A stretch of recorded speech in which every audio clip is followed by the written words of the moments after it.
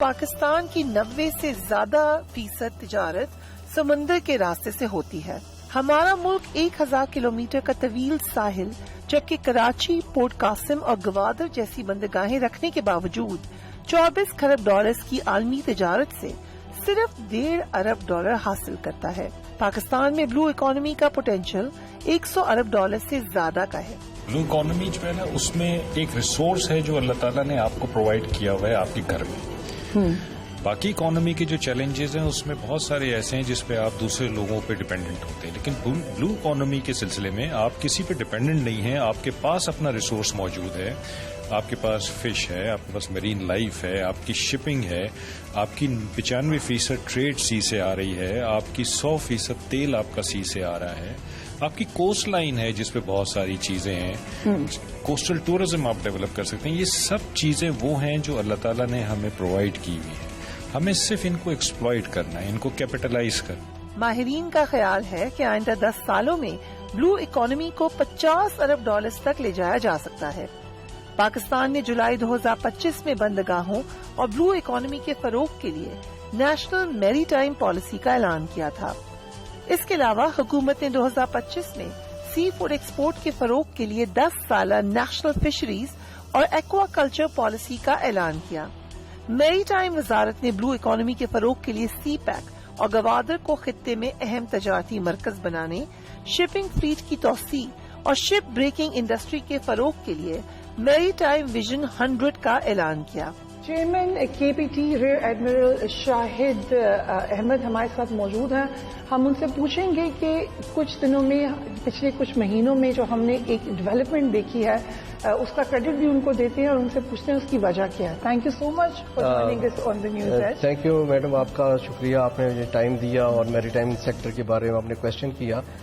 دیکھیے، پچھلے جو آپ نے بات کی کہ کچھ مہینوں میں ہمیں امپیٹس نظر آیا، تو میں کہوں گا بیسیکلی کراچی پورٹ پہ تو یہ بزنس ایکٹیویٹیز ایز ریگولر چل رہی تھی اور جو ہمارے ٹارگیٹس تھے وہ ہم انشاءاللہ الحمدللہ میٹ کر رہے تھے. جہاں جب یہ ہرمز کرائسس آیا تو اس کے بعد میری ٹائم سیکٹر کی اوور آل امپورٹنس لوگوں کو پتہ چلنا شروع ہوئی اور اسی دوران پھر ہمارے پاس ٹرانسشپمنٹ کارگو بھی آنا شروع ہوا. لیکن ہمارے جو ٹارگیٹس تھے وہ اسی طرح میٹ ہوتے رہے جس طرح ہم نے ٹارگیٹ کیا تھا. اس دوران میں ہم نے جو کام کیا اس میں ایک تو اپنے ٹرانسشپمنٹ کو الحمدللہ جتنا ہم نے پورے سال میں نہیں ہینڈل کیا تھا، ہم نے 2 سے 3 مہینوں میں ہینڈل کیا. نئے ریگولیشنز لے کے آئے جو کہ بزنس کمیونٹی کو فیسیلیٹیشن کے لیے تھے اور بزنس کمیونٹی کو وہ تمام سہولتیں پرووائڈ کی جو دنیا کی کسی بھی پورٹ پہ اویلیبل ہو سکتی ہیں بزنس کے لیے. اس کے ساتھ ہی ہم نے وہ سروسز بھی شروع کی جو میری ٹائم سیکٹر میں جو شپ اپلائی کر رہے ہوتے ہیں اپنے راؤٹس پہ، ان کو مختلف سروسز چاہیے ہوتی ہے. اس میں شینڈلر سروسز ہوتی ہے، بنکرنگ کی سروسز ہوتی ہے، کرو چینج کرنا ہوتا ہے، انہیں میڈیکل سروسز چاہیے ہوتی ہے. تو وہ ہم نے کراچی پورٹ نے آگے بڑھ کے یہ تمام سروسز پرووائڈ کی اور جو بھی ہمارے شپس دنیا کے اس ایریے میں تھے ان کو ہم نے سروسز آفر کی تاکہ کراچی کا اور پاکستان کا ایک soft image maritime sector میں ابھارا جائے کہ Karachi is your next destination. And modernization کے حوالے سے بھی کافی کام ہوا ہے. جب ہم بات کرتے ہیں پورٹ ماڈرنائزیشن، اس میں کیا کیا آتا ہے؟ دیکھیے، پورٹ ماڈرنائزیشن میں تو ایک یہ ہے کہ جو انفراسٹرکچر آپ کے پاس آلریڈی اویلیبل ہے اس کو آپ نے کتنا اچھا یوٹیلائز کر رہے ہیں. جس طرح ہم نے میگا ڈریجنگ کا کام کیا تو پہلے جو ہمارے پاس ڈیپتھ تھی اس کو ہم نے ہاربر کی اور اپنے چینل کی ڈیپتھ کو بڑھایا. جی ڈریجنگ بیسیکلی آپ یہ سمجھ لیں کہ جس طرح کار کو چلنے کے لیے سڑک چاہیے اسی طرح شپس کو ہاربر میں آنے کے لیے چینل میں ڈیپتھ چاہیے کہ جو زیادہ ڈیپتھ والی شپ ہیں وہ آرام سے آپ کی ہاربر میں، آپ کے چینل میں، آپ کی برتھ پہ آ چکے. تو ہم نے کراچی پورٹ پہ 16 میٹر کی ڈیپتھ اویلیبل کر دی ہے الحمدللہ. تو دنیا کے آپ نے دیکھا ہوگا پچھلے دنوں میڈیا میں بھی کہ ہم نے 400 میٹر سے زیادہ کے شپ بھی ہینڈل کرنا شروع کر دی. تو یہ ایک بہت بڑی کامیابی ہے پاکستان کے لیے بھی اور کے پی ٹی کے لیے بھی کہ ہم دنیا کے بڑے بڑے شپس کو ہینڈل کرنے کا الحمدللہ ہم قابل ہیں اور ہم کر رہے ہیں. ڈیجیٹائزیشن کی طرف ہم جا رہے ہیں. ہمارے پاس ہم نیا ERP سسٹم لگا رہے ہیں، اسی طرح ویسل ٹریفک مینجمنٹ سسٹم لگا رہے ہیں. اور دوسرا جو ایک اہم کام ہم کرنے جا رہے ہیں وہ ہے کے پی ٹی کی جو ایپس ہم بنا رہے ہیں تاکہ ہمارے جو کسٹمر ہیں ان کو ساری سروسز ان کے فونز پہ اویلیبل ہوں، ان کے لیپ ٹاپس پہ اویلیبل ہوں. اسی طرح ہم نے اپنا تارا جو لینڈ کا ریکارڈ تھا اس کو ہم ڈیجیٹائز کر کے اس کو آپ کے لیپ ٹاپ پہ اور آپ کے موبائل فون پہ لے کے آ رہے ہیں. حالیہ دنوں میں خطے کی صورتحال نے پاکستان کی بندرگاہوں کی اہمیت میں مزید اضافہ کیا ہے. رواں سال فروری کے آخر میں مشرق وسطی میں شروع ہونے والی ایران امریکہ جنگ نے خلیج فارس اور آبنائے ہورمز میں موجود بندرگاہوں اور اس سے ہونے والی تجارت کو متاثر کیا، جس کے بعد پاکستان کی بندرگاہوں پر ٹرانس شپمنٹ اور شپنگ ایکٹیویٹیز میں بے پناہ اضافہ دیکھنے میں آیا ہے. اسی صورتحال کو مد نظر رکھتے ہوئے پاکستان کی جانب سے کراچی کی بندرگاہ کی کیپیسٹی میں اضافہ کیا جا رہا ہے. یہ منصوبہ اگلے 2 سال میں مکمل ہو جائے گا.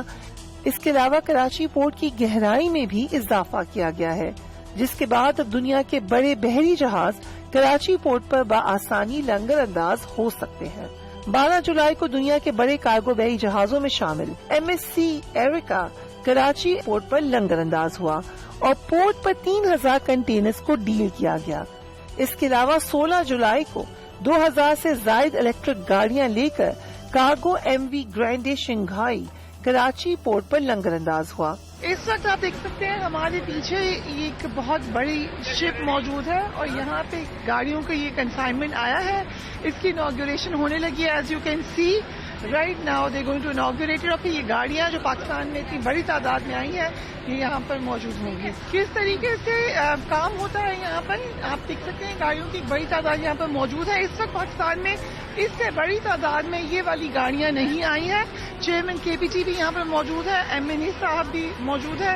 انہوں نے ابھی اس کا افتتاح کیا ہے. اور پیچھے آپ شپ کا سائز دیکھیں اور یہ کہاں سے آئی ہیں کلیئر ہو کے گاڑیاں ادھر. سو یہ کسی کی نئی گاڑی آئی ہے اور ہم اس کے اندر بیٹھ کے جا رہے ہیں اس کو باہر لے کے. آپ کی یہ ڈیوٹی ہے کہ آپ گاڑیوں کو باہر لے کے جی بالکل ڈرائیور شیڈ تک پہنچاتے ہیں ہم لوگ. ٹھیک ہے تو ہم چلتے ہیں ان کے ساتھ. آپ کا نام کیا ہے؟ رحمت صاحب چلیں گے. چلائیے گاڑی کون سی ہے یہ بھی ہمیں بتاتے جائیں ساتھ تھوڑا سا اگر آپ کو پتا ہے. سر یہ چائنا کی گاڑی ہے. کمپنی کا میگو آپ کے سامنے لگا اویلیبل. یہ کیمرہ بھی دکھائیں بڑا زبردست لگا ہوا ہے. تو ہم نے کہا کہ آپ کو ذرا دکھائیں کہ کس طریقے سے گاڑیاں جاری ہیں اپنی اپنی ڈیسٹینیشن میں. اب آپ ان کو کہاں لے کے جائیں گے؟ ہم ان کو شیڈ اوکے سو شیڈ تک لے کے جائیں گے. یہاں سے اب ان کو آگے لے کے جایا جائے. تو پچھلے کچھ عرصے میں ہوا کیا ہے ہم نے دیکھا کہ پرائم منسٹر نے بھی خصوصی انٹرسٹ لیا ہے پورٹس اینڈ شپنگ کے حوالے سے. ہم نے یہ دیکھا کہ بلو اکانومی کا جو امپورٹنس ہے وہ ایک دم سے واضح ہونا شروع ہوا. پاکستان کو اس کی اہمیت کا احساس ہوا.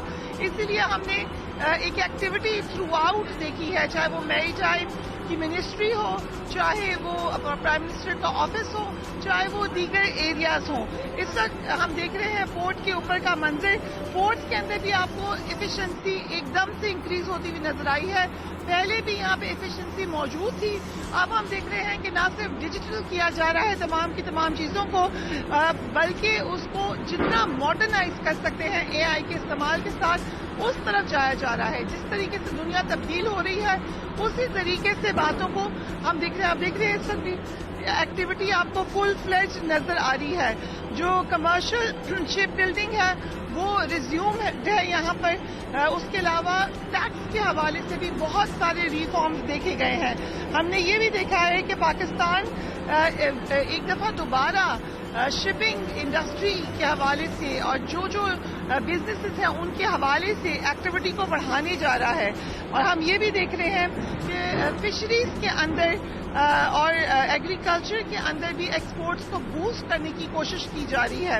اینول کارگو ہینڈلنگ کیپیسٹی جو ہے وہ پاکستان کی 55.8 ملین ٹنز تک پہنچ چکی ہے. ابھی بھی اس میں بہت زیادہ پوٹینشیل ہے. یہ اس سے بہت زیادہ آگے جا سکتی ہے. سو یقیناً پاکستان نے ہانگ کانگ کنونشن جوائن کر لیا ہے. سو اس کی وجہ سے شپ ریسائکلنگ لا کے اوپر بھی اسٹیبلشمنٹ کی جا رہی ہے. بہت کچھ پیپر پہ ہو رہا ہے, بہت کچھ امپلیمنٹ ہو رہا ہے اور اس کا رزلٹ آپ کو آلریڈی نظر آنے لگا ہے اور آئندہ آنے والے دنوں میں یہ آپ کو مزید ہوتا ہوا نظر آئے گا. جہاں ایران جنگ نے تیل و گیس کی محدود فراہمی کی صورت میں پاکستان کے لیے چیلنجز پیدا کیے ہیں, وہیں پر پاکستان کو کچھ مواقع بھی فراہم کیے ہیں. اب دیکھنا یہ ہے کہ پاکستان ان مواقع سے کس حد تک فائدہ اٹھا سکتا ہے. My name is Seth King. So I'm the CEO of SAPT. Yes. Right, and you can tell us about the potential that this place has, the business opportunities it offers, and how it's growing in the recent months. Recently our volume has been growing well. This is, everybody knows there is a conflict in the Gulf area. That's why some of the volume diverted to us. Also, I believe also economy of the Pakistan is also growing very well. That's why also import and export volume is growing well. So that's why now we increased our capacity to provide the proper service to the oil traders. Right. So also we are keep working together with also ministers, particularly the MoMA ministers and also KPT and KPT chairmen, how to develop the terminal for the future. This is our key point nowadays. I think this time we are starting about the future of the SAPT and the future of the Karachi port. Yeah. So in the recent months we've seen that they have made the legislation easier for people to do for ease of business. We also saw Pakistan jumping the index from number 99 port to 69. How do you look at this improvement? Yeah, so my observation, that many of the global shipping lines, they prefer to call to the Karachi because they believe Karachi can provide better service than before. Right. This is because of the also KPT and the MoMA. They also provide a lot of the proper incentive to the shipping lines. Also, we provide also the bigger facility, and also we are the only terminal can handle the biggest the vessel in the world. That's why they prefer to call to the Karachi. That's why the business is growing up there. Yeah. So how's the environment here? How is it good for the business? So the location of the Karachi is between Far East and then the Gulf.